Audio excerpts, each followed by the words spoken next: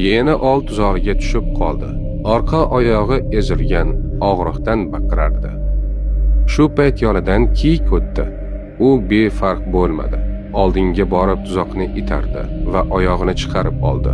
Lekin tuzoq ochilishi bilan uning temir tishlari yana yopildi va kiyik shoxi unga ilindi. Qon oqa boshladi.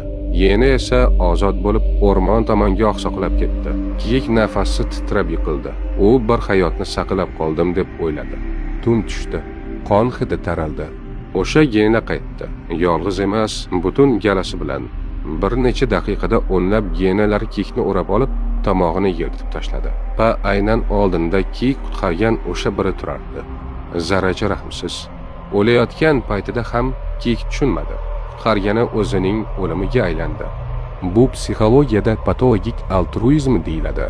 Har kimga rahm qilish yaxshilik emas, noto'g'ri odamga